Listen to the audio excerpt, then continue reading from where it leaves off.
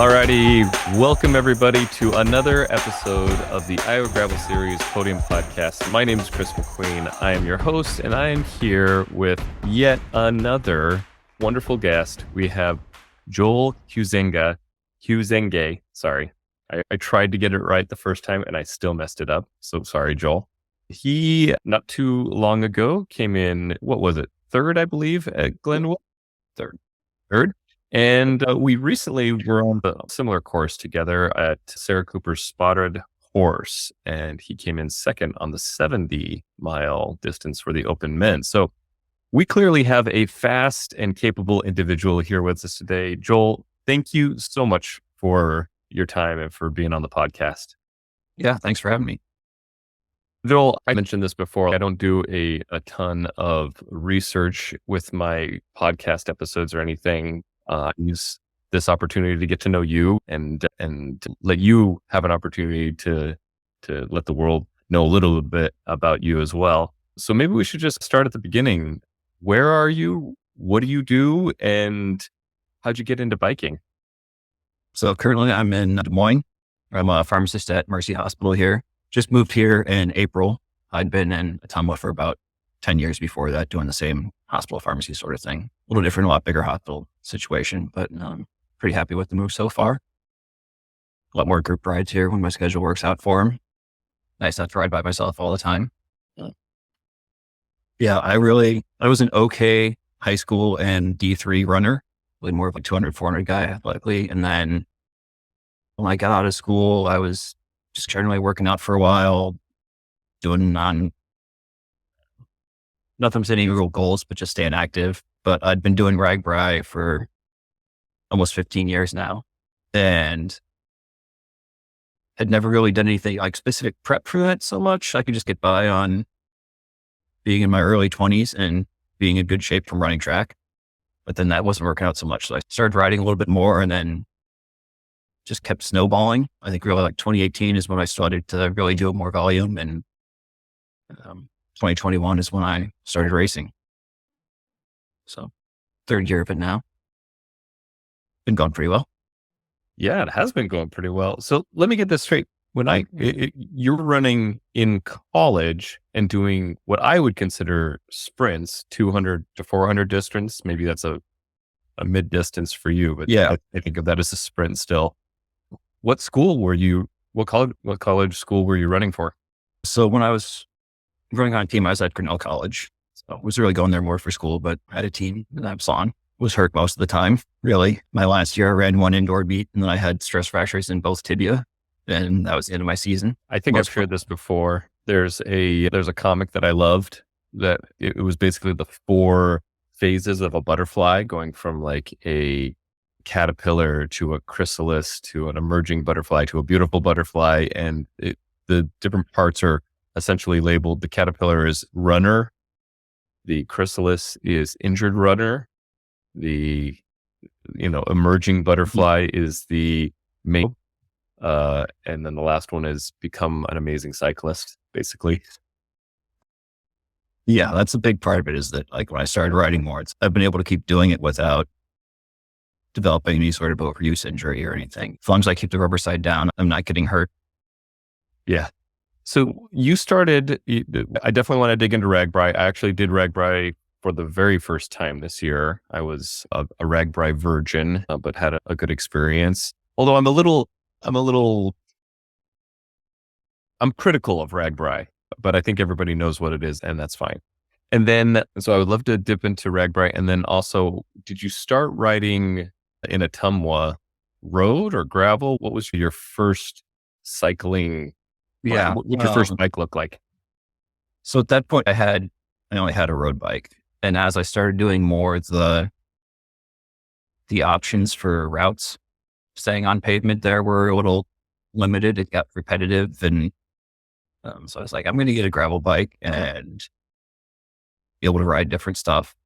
I'm not look at the same stretch of road every day. And then, yeah, kind of went from there. 2 bikes now, or what's your N plus looking like? 4 right now. I've got an old flat bar commuter. I got to ride to work, got a road bike. And then throughout last summer, fall, I put together a newer bike for racing on gravel. So I've got 2 gravel bikes right now. Okay. All right. Then let's go back to Ragbri a little bit. How did you get started doing Ragbri? Because 15 years of Ragbri, that is significant because either your skin looks amazing or you are a very old 40-year-old or you're also, or you're in your 30s. And that means that you started doing Ragbri like when you were a teenager. So, and maybe it's a mix of those. I don't know. You don't have to disclose anything if you don't want to, but when did you start? How did you get started in Ragbri? So the full origin story for that is we've got like a second cousin who had started doing it in, I don't know, 96, I think, something like that. And one of the early years for them, it went through Iowa City and their group stayed with my parents. And I was young enough at that point that they're just some weirdos and tents in our backyard.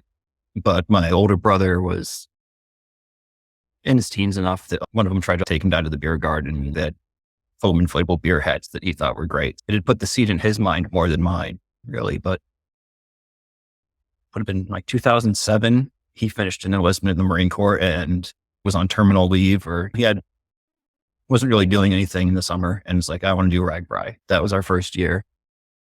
It was just us and one of his old college buddies that went that first year. And we did our own thing for the first half of the week. And then we joined up with my cousin's group for the second half. Really learned the ropes from that group that had already been doing it for a decade at that point. And we were hooked at that point. So we've missed some years here and there, but kept doing it.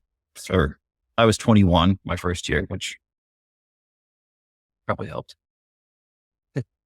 Like I said, it was my first year, and I thankfully had a buddy that had done it for several years, and he had a buddy that he was with it. And so it was this trio that we went and did it, and there was 50,000 people this year. And did you do Ragbri here in 2023? So with the new job, I didn't have enough time off to do the full week. I did Wednesday, Thursday, Friday. I think that's why I was able to work out. So you made sure to get the hottest days. Yeah, pretty much. Yeah. So for me, it was an interesting experience because that first day heading out, all I could describe it as, if you really love LA traffic, but you've always wanted it to be on a bicycle, then Ragbri is your thing, because the roads were just completely full of folks. So for you as a 21-year-old going into this and having some experience, what was it to learn the ropes? What did that mean once you were with your cousin that you felt like you were like really learning the ropes with Ragbri? So the first few days that we were on our own, like we were staying more in general campgrounds, like doing, even if we didn't want to, like other people were getting up at 5 a.m. or whatever. So getting up early, starting early, like being much more in the crowds. And like, I think those first few days we were probably done on the route by 2 or, and then getting in with the group, like I had their own place to stay. Hey, we don't need to start riding until 8. And if we're done at 6 or 7, that's maybe early. Really taking your time out on the route more, not being in the busiest parts of the day. Maybe we're in the heat a little bit more, but as you look at your experience over the years with Ragbri, what's been the thing that you're like, you know what, this was probably some of my best experiences on Ragbri? it's hard to pinpoint anything because it's really just becoming a group of friends and just hanging out and bullshitting and just doing dumb stuff. I think it was Mount Vernon one year, they had a camel pen that you could feed. And one of my buddies just mirrored the camel food on his face. And it's almost like it was making out with him. Yeah, I guess that makes sense. Ragbri stuff, right? Yeah. I get it.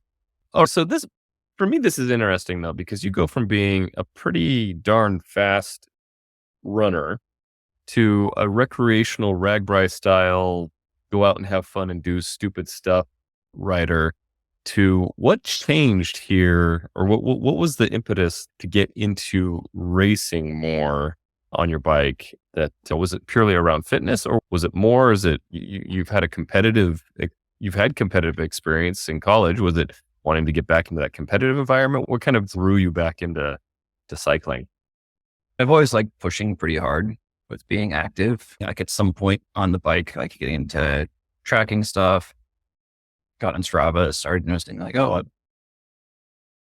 moving up on these leaderboards around locally, and started to get the sense that I was decently good at it for a while. And 2020, I was maybe going to start racing, and then everything went crazy. And working in a hospital in a smaller department, I know I didn't my chance of being out for any period of time and then forcing my coworkers to have to pick up if they were down somebody for a long time. So I didn't start until 2021 then with racing. But yeah, for a while I'd been like, was riding over to the next county over and going for KOMs. So doing these 80-mile days or whatever, where I was going really hard in the middle. And that gave me the sense that maybe I could jump in racing. Was it your RAGBRAI days that kind of was like, hey, I know I can do 80 miles, so maybe I'll just go out and just do 80 miles. Because as people get into fitness, usually that's not where they start. They maybe start with a commute, or they start with just wanting to go out for 1 or 2 hours. 80 miles, you're pretty sure to at least be 3 or 4 hours on the bike. Was it getting back into that style of riding that interests you from RAGBRAI, or was it something else? RAGBRAI is really pretty different because it might be a long day in the end, but the way we're kind of doing it. If I'm on the bike for an hour straight on RAGBRAI now, that's unusual, I would say. But really just when I started riding more for fitness, it was just gradually building up. For a while, maybe just doing 40 miles nonstop seemed like a lot. I'd just be able to just keep gradually doing a little bit more. Went from having 2-3 hours being a long ride to 4 or 5 to now I've got time for it. 8 hours, maybe more. Yeah, just kept pushing. Yeah, that makes sense. I was going to look and see. I know that I've been on Strava I wanted to double check this because I don't really think of it in this way, but I think I've been on Strava.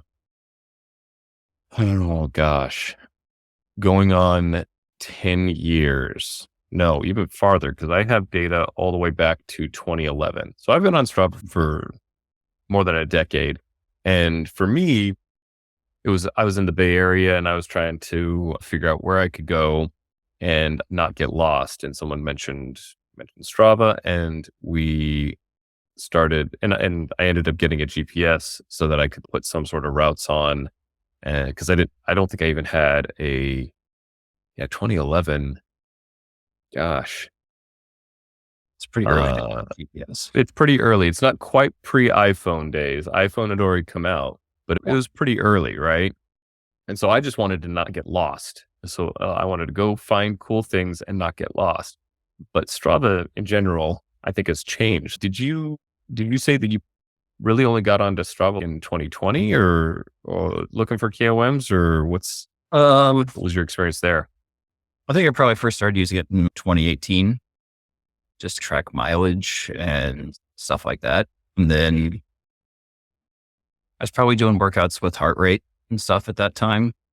Like I'd found like British Cycling had some sort of self-coach, like intro to structured training stuff that I was doing for a while. Yeah, started doing that around then. And then, started noticing that I was moving up some stuff and got a little more competitive with it. Probably got a power meter a year later around then or so, and doing more serious training, more volume. I think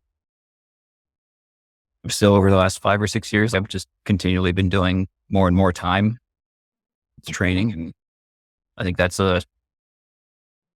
maybe the biggest benefit when you're racing for 3 or 4 hours is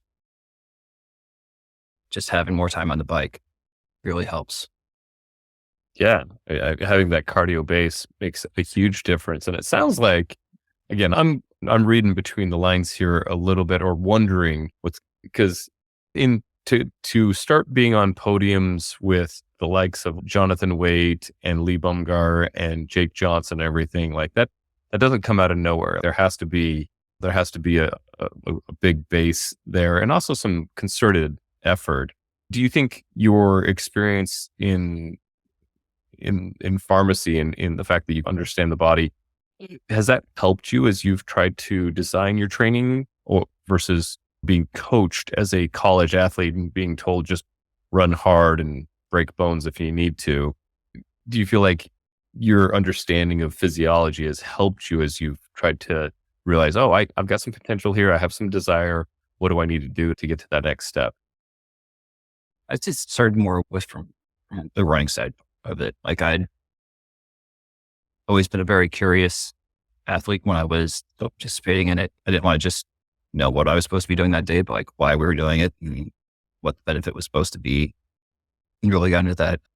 I actually did some volunteer high school coaching when I was in pharmacy school, jumped into that. So I had some experience with coaching others and also myself on the running side that really carried over more than necessarily the professional work that I do. Other than being about like human bodies, there really isn't that much overlap between my work and training. Yeah.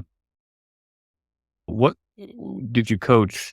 High school track, or was it cross country? Yeah. What? Yeah, track. I had a couple of years where my schedule lined up and yeah, it was good to stay involved in the sport at that point. So have you used a coach yourself in this process as you've been working on the bike, or has it really been mostly just self-coaching? Not on the bike. Like I said, like I found those old British cycling plans. I've done some training peaks, like canned plans, trainer road type of stuff. Done some extra reading and things. Combined my knowledge from running with learning about what the basics are for cycling, how the periodization and workouts are same or different. You just put stuff together that way. Figure out what worked for me. Yeah, that I think I've said this before. I think that in other podcasts and other episodes and stuff that the scientific method is so important as you become an athlete. You're constantly experimenting. You're constantly needing to say, all right, if I put in this stimulus, what sort of response do I get, both with myself and with the environment, growth. And I think it's one of the things that keeps me endlessly curious about it as well as I think about what people are doing. And there are amazing resources, so much more than what I think I had accessible to me in high school. And a lot of us, right, is you do have Training Peaks and Trainer Road and Zwift and what's the other one? Oh, TriDot. Someone introduced to me to recently. That's an app for training for triathlons. And so there's so much in the fitness industry anymore that if you have a desire, you pretty much just have to pick something, try it, and go from there. You're going to probably find some level of success. Speaking of your success, what was your first race? One where you're like, actually you signed up and there was, a potential for a podium. So the very first one I did would have been Serum in 2021, which was a little different because you could start with a group if you had a group to start with, but it was more of a time trial format. So yeah, that was just there and went as hard as I could for that 100K, and that went all right. I think the first mass start then would have been a Colfax race in March that year. So I always had to work a few weekend rotations. So I just mostly get on Bike Reg and look at what lines up with my schedule, what weekends I have free that I can get to. Yeah. I think I know I've done Serum twice, and I'm trying to think. I'm pretty sure it was 2021 and 2022, and I just activated somehow the Mac OS gestures and had some balloons go up in front of my face. That was surprising. The Serum is fantastic when it's good weather. I want to think the 2021 was pretty nice, was pretty clear if I remember right. Yeah. Not too much. I haven't done Colfax. That would be one to check out. What have been some of your favorite races since then? My favorite ones. I think Spotted Horse is a good one. It's a good course, a great time of year for leap changing. So it's enjoyable. I'd like to see more of the Glenwood course than I did this year. The fog we had all morning. Couldn't really see anything but the road for the first couple hours. Yeah. For anybody who doesn't have experience with these races, Serum is a race that's in more south central Iowa. It's in February. The weather can be fantastic or it could be terrible. It starts out of Cummings and loops usually down to the south and then comes back and It's a very early spring ride. Colfax I'm less familiar with. Spotted Horse is in October. It just happened, and you just raced in it, and I just raced in it. Although we did two different things. We can talk a little bit more about that. And then for those that maybe aren't familiar with Glenwood's on the far west side of the state, Glenwood Gravel. It's part of the Iowa Gravel Series, and it this year, had a very crazy weather experience. Joel, were you in that first lead group the whole time? I know when folks came in, Jonathan and Lee, and I think it was a sprint finish between you and Jacob Wilson, right? Yeah. At the very end. Were you all pretty much together in that lead group for most of the race, or how did Glenwood go, given that it started off with a huge amount of fog, and then I believe there was hail, and then we had to change the course mid-route, and it did dry out, but it was an interesting day. So maybe take me through it. How did that start out? Yeah, it had broken up a little bit the first couple of hills. I think Johnson really hit it hard and shattered the group. I think after the first one, I just managed to catch back up into a group of 5. And then the next one, Johnson went again. Then it was he and Lee were off the front. I had 3 of us. And then I don't know, Lee had a flat or something, but he was stopped at the side of the road. And then just a little bit later, he caught back up to us and did most of the work, I think, in pulling Jonathan back in. That we were back together in a group of 5 for a while, through the flat part at the south end. Then as we started to get back into the hills, it broke up again. And then that's about the time the thunderstorm came through too. So they'd broken up and come back together for a couple of times, which I think is unusual. I'm more used to if somebody goes, they're just gone in gravel. But I think having Lee drop back with whatever his issue was made a big difference on that. And I remember at some point during this rain that like Jonathan, when he got in, Lee was, can you get on my wheel? Like, I'll pull him back, and couldn't see anything behind him. I was like, I'm not sure I got the legs for this either, so I'm just going to let this go. Yeah, it was crazy effort, but got through the reroute. We all made it back to the finish eventually. Yeah, eventually. Yeah, it was a fun, exciting time, I think, for watching you and Jacob come in. Were you together most of the time, or was he just coming up behind you and that's what caused the sprint? Because by the time we saw you there at the finish line, it seemed pretty close on what was going on there. Yeah, we had been together basically all day at that point, but just the 2 of us since Jonathan and Lee had gone off the front, coming back into town. Once we got across 34 and we're on that last uphill into town, he went to my wheel and just stayed there. And then the route back to the finish in town is pretty twisty, mostly downhill, fairly fast. So at the last corner, I was just really trying to take curb to curb, make it harder for him to come around me. And I'm not sure what happened with him exactly. Like I heard his tires squealed. I don't know if you misjudged the corner or what was going on there, but like I heard that, and then I just went all out for whatever it was to the finish. Worked out.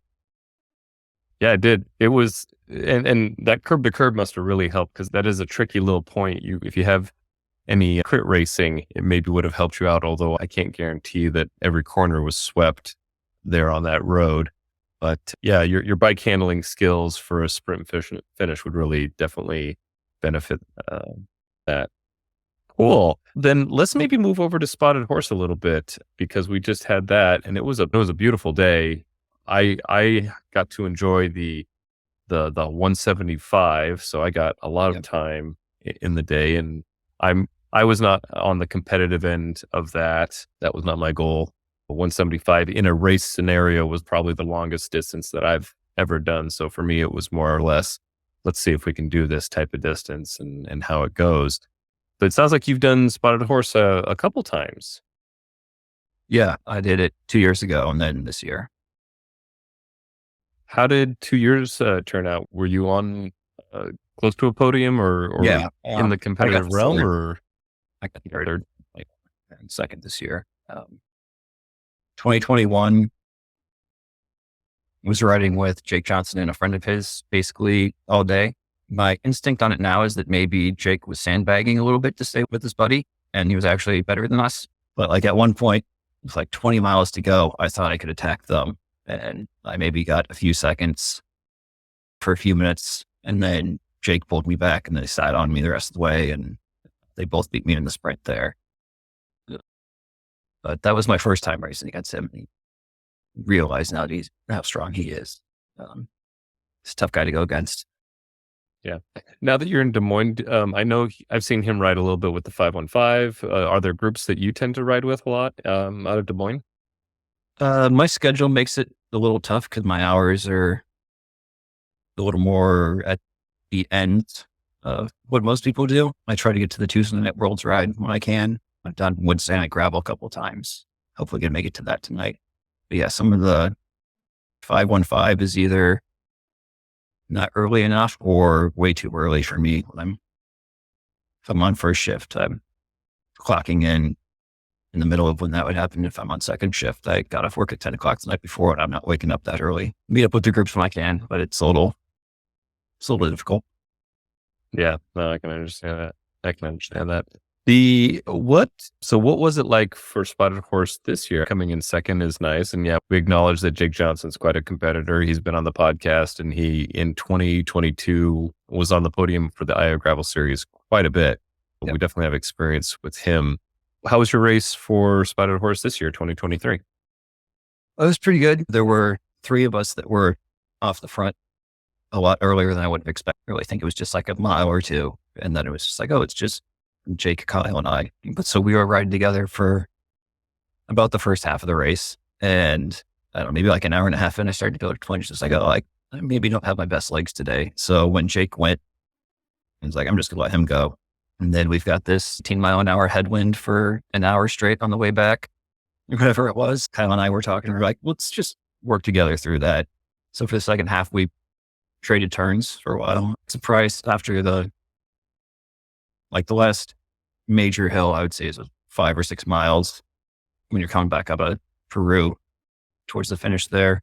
I'd been at the front through that. And then he came back over and took the lead and was in the front the rest of the way, led up the sprint. But I'd been going better than him uphill most of the day. He could catch up on the flats if we were really trying to make each other hurt, but like we neutralized for most of the part. But so I felt good going into an uphill sprint with him that I was able to get around at the finish. Nice. Yeah. So that kind of gets me curious about what kind of, now that you've got a few years and several races under your belt and your experience, like what kind of races do you think, actually, I'll even back up. Let's not assume. Where are you in terms of your desires? Are you looking for races that you know you're going to be good at? Or are you looking for races right now that are going to challenge you? What are you looking for? I know you mentioned that schedule is always a deal, but it's getting to the point where almost any calendar weekend of the year is going to have a gravel race somewhere, or at least close to Iowa. If you do have a weekend and you have 2 options of something that you're like, okay, I think this is the course that I'm going to be good at versus, ooh, this is a course that's going to challenge me. Which one are you going to go for? I think leaning towards the challenge side. I would say gravel racing in general is probably the challenge side for me. When I was a runner, my events were over in less than a minute. I've built up with the training that I feel pretty good with a 100K gravel race now, but like it is still maybe not where my natural ability would be. But like the repeated punchy climbs, I think is still something I'm pretty good at from even the training I was doing going back to running. Lower intensity days on the track would be, I'd do 15 times 200 or like 10 times 300 at what on the track we would call like 75%. But if it's still an anaerobic effort. Now looking at from like the bike side of training, like the equivalent would probably be doing like 500 watts for a minute and taking a short rest and doing that a dozen times. I think hill sprints is maybe something I'm better at on the bike. It's the higher sustained effort on flats that I think really hurts me on gravel races. I can do it, but that's what wears me down more than bunch recover. Yeah. Thank goodness you're in the Midwest then with numerous rollers, right? For me, it's the absolute opposite. For whatever reason, I can hold 300, 350 watts climbing up a hill for a long time because that's what I grew up with in the mountains. But rollers, tend to go, I've historically they've gone too hard. And so I've had to relearn how to do rollers and do those interval stuff differently. So it's a challenge no matter what. Like going uphill is hard and going fast is hard. It doesn't get easier, right? You just get Yeah. faster. So with that kind of in mind, do you still have races that you're lining up this season, or are you starting to think about 2024? I'm signed up for the turkey burner in a couple weeks here, or I guess a week and a It's half now. over close to the Mississippi side. I know. Yeah, Yeah. I don't know if it's not in Illinois, but it's on the Iowa side, right? Yeah. So Luke's in the Quad Cities. I was able to do a few of his races last year and hadn't made it to any of them this year yet. I signed up for that one. I'd had most of my summer things didn't work out. So it was really just August that I was able to start racing this year. So that's maybe had me extending a little later than to the year that I might otherwise. Yeah. So I got that one on the calendar. And then I think that's it until 2024. Are you starting to put together that calendar? Do you have an idea of what you want to do? I'm looking at it. I historically have a problem of I plan things out further ahead than most of the other people in my life. So I have to resist the urge to sign up for every race that I can. And then family might be like, hey, let's do something. Like, are you registered for? So I'm resisting the urge to plan too much ahead. From the looks of things, it'll line up a lot better for me next spring, early summer. The calendar looks better. Do you see yourself sticking to that 100K distance, or do you see yourself maybe looking at a longer distance or different style of events? I've done some longer stuff this year. The two bigger ones that I traveled to, I did in March before I moved. I was out in North Carolina. There's an event called the Croatan Buck 50.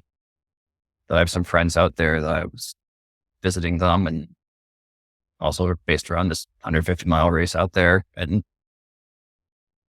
like a national forest / mostly dry swamp. So like it was pancake flat, but like really potholed, muddy roads because the water table is 2 inches deep or whatever. So I did that, and I did gravel roads this year, the 150.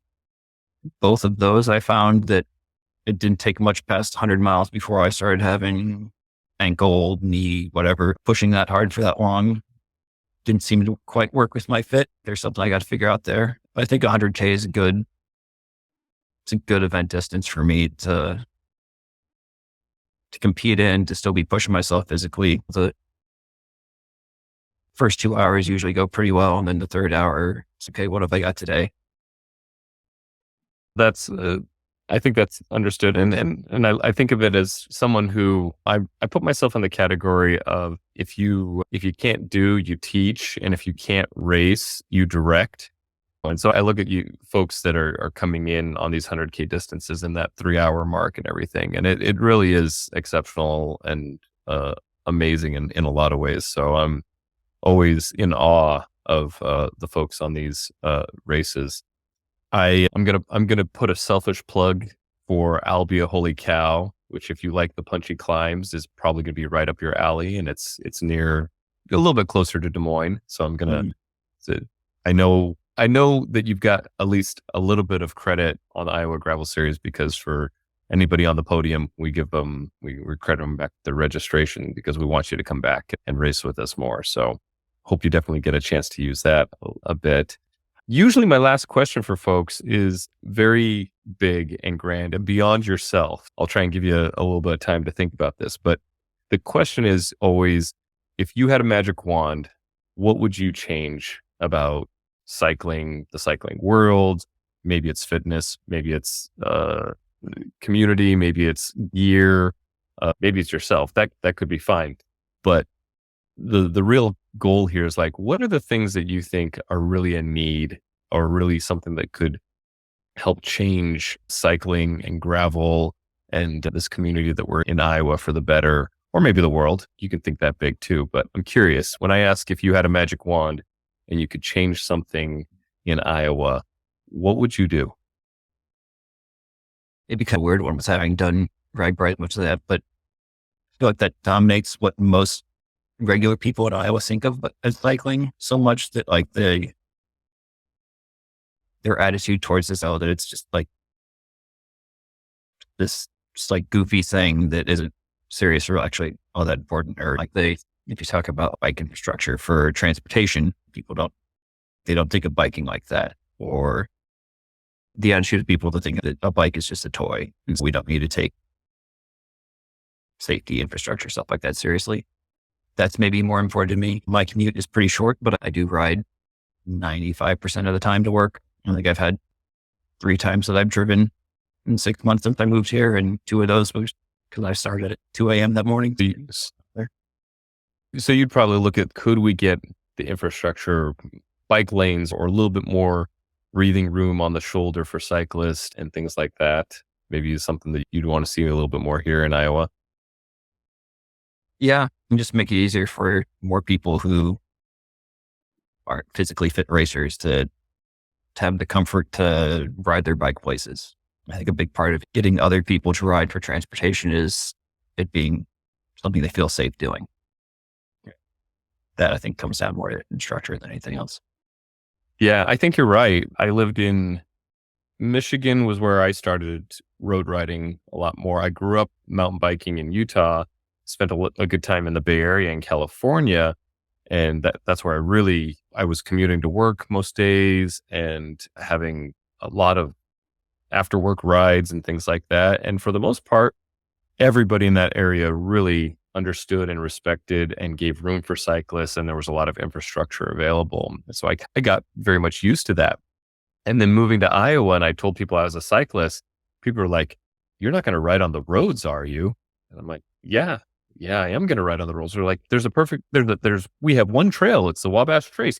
That's where we ride. I'm like, no, I'm going to ride everywhere. I'm just going to go wherever I really want because that's what I want to do. And it would usually take people by surprise. And so I think there is a cultural element there, but I think you're absolutely right. That infrastructure invites that. And somehow we got to start that flywheel of interest, whether it's you build it and they will come, which I don't know if most Iowans love hearing that phrase, or we definitely need like the culture people saying, no, look, I want to ride my bike from here to there and I wish it could.